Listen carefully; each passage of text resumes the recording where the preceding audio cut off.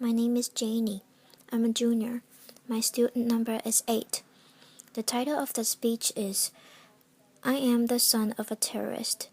Here's How I Chose Peace. The speaker of the speech is Zach Ebrahim. On November 5th, 1990, a man named Al-Sayed Nosair walked into a hotel in Manhattan and assassinated Rabbi Meir Kahane, the leader of the Jewish Defense League. Nosair was initially found not guilty of the murder, but while serving time on lesser charges, he and other men began planning attacks on a dozen New York City landmarks, including tunnels, synagogues, and the United Nations headquarters. Thankfully, those plans were fueled by an FBI informant. Sadly, the 1993 bombing of the World Trade Center was not. Nosair would eventually be convicted for his involvement in the plot. Al-Sayed Nosair is my father. I was born in Pittsburgh, Pennsylvania in 1983 to him, an Egyptian engineer and a loving American mother and great school teacher, who together tried their best to create a happy childhood for me.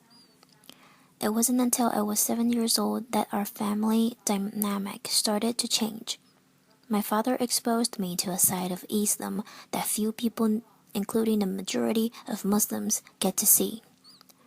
It's been my experience that when people take the time to interact with one another, it doesn't take long to realize that for the most part, we all want the same things out of life. However, in every religion, in every population, you'll find a small percentage of people who hold so fervently to their beliefs that they feel they must use any means necessary to make others live as they do. A few months prior to his arrest, he sat me down and explained that for the past few weekends, he and some friends had been going to a shooting range on Long Island for target practice. He told me I'd be going with him the next morning. We arrived at the Calvertine shooting range, which, unbeknownst to our group, was being watched by the FBI. When it was my turn to shoot, my father held me with the rifle to my shoulder and explained how to aim at the target about 30 yards off. That day, the last bullet I shot hit the small orange light that sat on top of the target, and to everyone's surprise, especially mine, the entire target burst into flames. My uncle turned to the other men and in Arabic said, Ibn, like father, like son.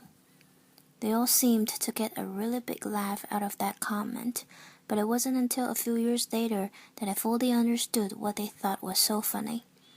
They thought they saw me in the same destruction my father was capable of. Those men would eventually be convicted of placing a van filled with 1,500 pounds of explosives into the sublevel parking lot of the World Trade Center's North Tower, causing an explosion that killed 6 people and injured over 1,000 others. Those were the men I looked up to. Those were the men I called Amu, which means uncle. By the time I turned 19, I had already moved 20 times in my life. And that instability during my childhood didn't really provide an opportunity to make many friends. Each time I would begin to feel comfortable around someone, it was time to pack up and move to the next town. Being the perpetual new face in class, I was frequently the target of bullies. I kept my identity a secret from my classmates to avoid being targeted. But as it turns out, being the quiet, chubby new kid in class was more than enough ammunition. So for the most part, I spent my time at home reading books and watching TV or playing video games. For those reasons, my social skills were lacking, to say the least, and growing up in a bigoted household, I wasn't prepared for the real world. I had been raised to judge people based on arbitrary measurements, like a person's race or religion. So what opened my eyes? One of my first experiences that challenged this way of thinking was during the 2000 presidential elections.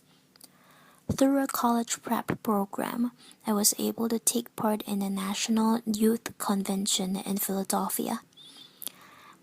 My particular group's focus was on youth violence, and having been the victim of bullying for most of my life, this was a subject in which I felt particularly passionate.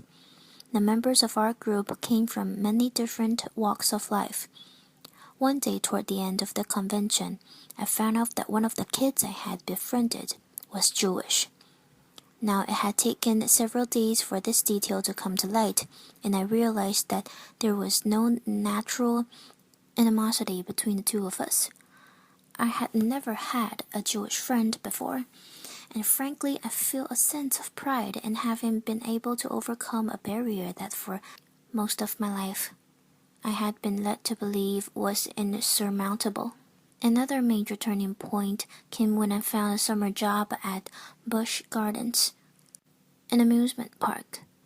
There, I was exposed to people from all sorts of faiths and cultures. And that experience proved to be fundamental to the development of my character.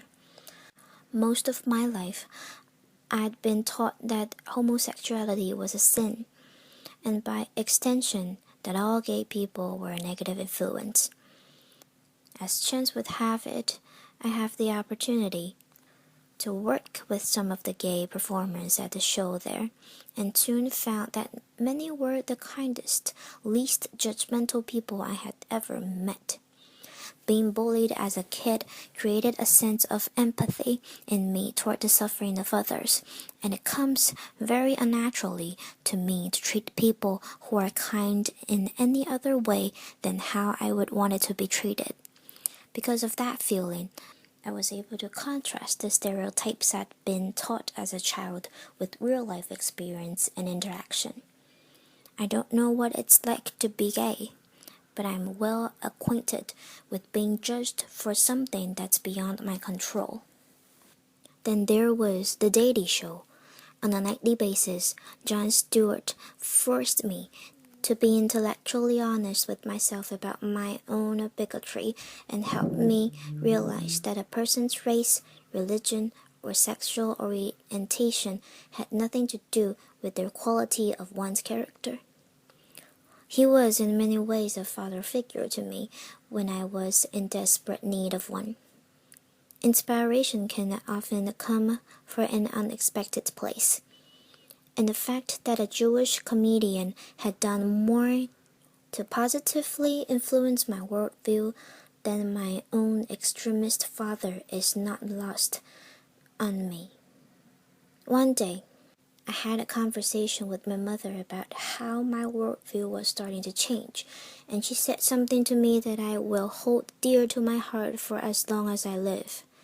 She looked at me with the wary eyes of someone who had experienced enough dogmatism to last a lifetime, and said, "I'm tired of hating people." In that instant, I realized how much negative energy it takes to hold that hatred inside of you. Zach Ebrahim is not my real name.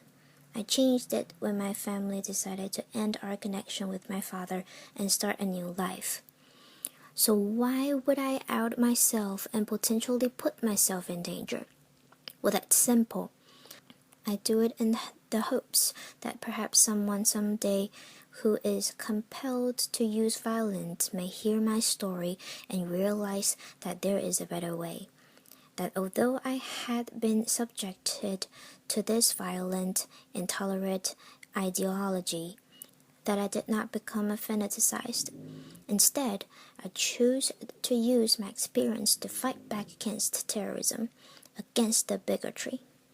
I do it for the victims of terrorism and their loved ones, for the terrible pain and loss that terrorism has forced upon their lives. For the victims of terrorism, I will speak out against these senseless acts and condemn my father's actions.